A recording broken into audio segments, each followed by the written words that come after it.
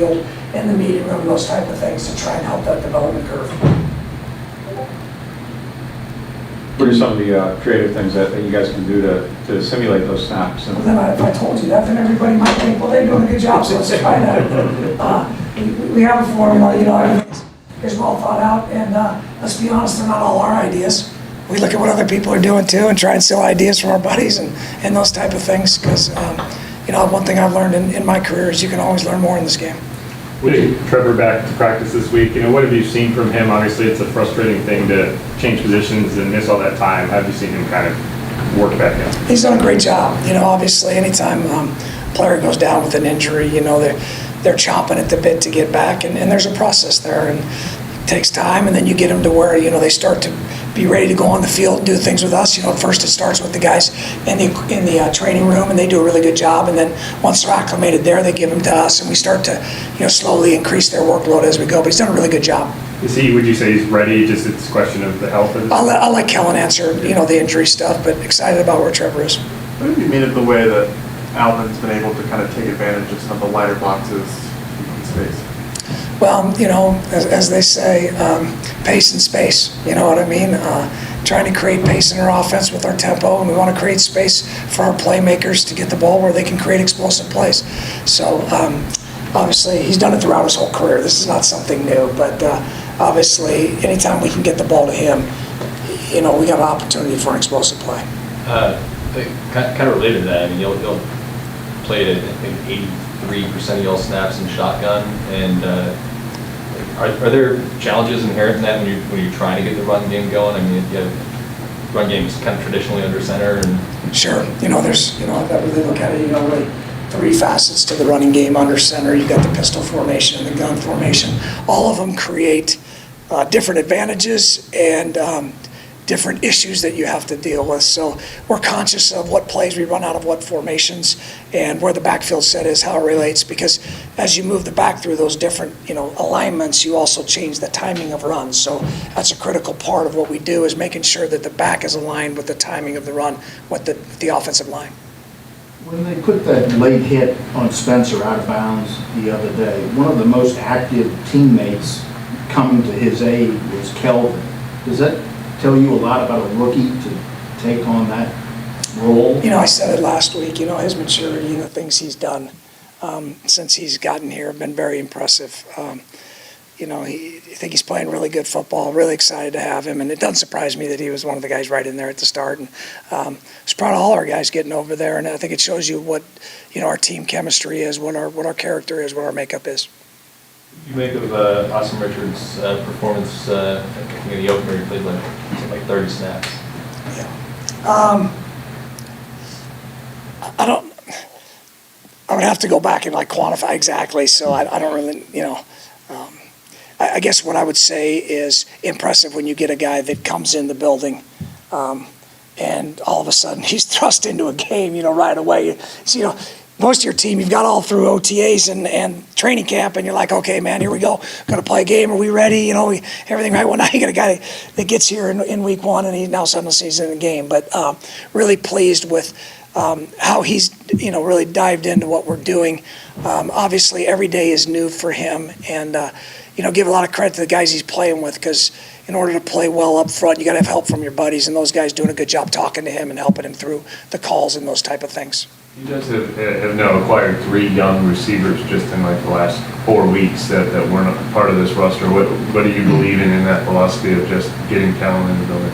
Well, obviously, anytime you get young players, when you look at the league and how the league's structured contractually, and you look at the amount of money that guys make and how all that works, I think anytime you can get good young players and you have the advantage of the length of their contract, it helps your football team. And obviously, we're excited about those guys. Red zone efficiency, obviously not 1 for 4 in week 1, 3 for 3 in week 2. Was there an emphasis placed on that, or was it just a matter of executing? And there's always an emphasis placed on that. It's critical, right? When you look at football, it starts with a turnover margin, right? Then it starts with explosive plays, and then we talk about situational football. Where are you at on third downs? Where are you at in the red zone? Obviously, third down gets affected really by sometimes what you're doing on first and second down. So we're really cognizant of what distances we're playing third down in, because it's easy to say, well, we're 50% in third down. Well, if all of them are short yardage snaps, you're not doing great. But if those are 3rd and 7 pluses, you didn't do well on first and second down, but you're doing well on third down. So we're cognizant of all that. Was proud of what we did in the red zone last week. Got to continue to play well down there. Thank you. Okay, thanks, guys.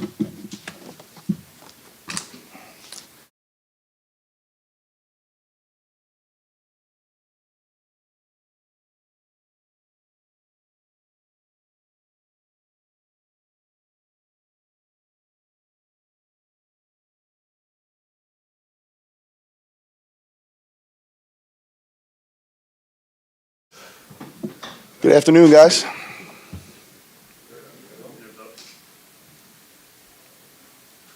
did you see with White's miss from last week?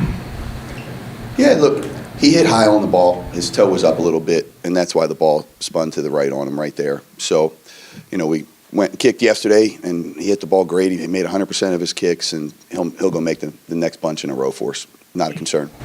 He, was trying not to make excuses, but also like explaining, because he likes talking football. He was explaining this like issue with the officials spotting the ball. He said the same thing kind of happened in that Philadelphia Kansas City game where Sirianni went off and was going off with the officials. What do you know what he's talking about? Like that they're like trying to push the ball back or forth? I do, yeah. So the NFL has made a big emphasis for years and years when the ball's at like a half a yard line. Everyone's creature of habit. So you want to kind of get the ball on the exact yard line because the hold's going to be at 8 yards to kind of get the routine there. So the NFL has come and kind of cracked down on what they used to let happen for years and years, even before I got into this league. And so now they're not letting you really to snap or move the ball forward or back. They're making it stay at that half yard line. And so in the Eagles-Chiefs game, you see it, the snapper goes and he stands over the ball. So he's off sides already and he moves the ball forward to get it to the line. They call it for a false start. Was something like that going on that kick? No, it was not. No, I think he's referring back to week 1. You guys are, I think, allowed the fourth fewest yards on the return. Is there something you're seeing there that has allowed you guys to kind of excel in that area where other teams so catching up?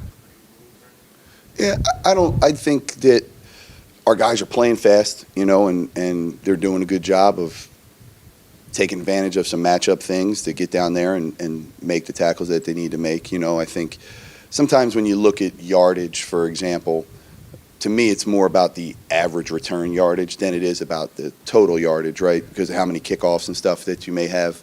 But like in the last game, I think our guys did a good job. They had 2 kick returns, and both times we got them at the 23. And I think that's the advantage of covering the kicks instead of putting it into the end zone and giving the ball in the 35. It's a first down, one more. And as all you guys know in this league, sometimes first downs are really, really hard to make for offenses. So it's a big deal.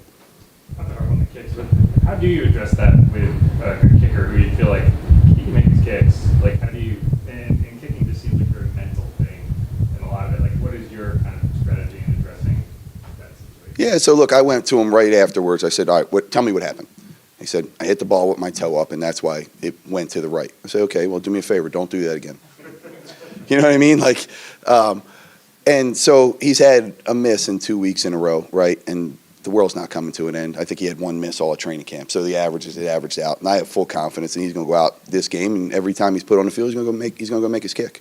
What happened on the penalty for not going into the kicking zone? Were you guys trying to put something right on the edge? No, we were not. We were not. He mishit the ball.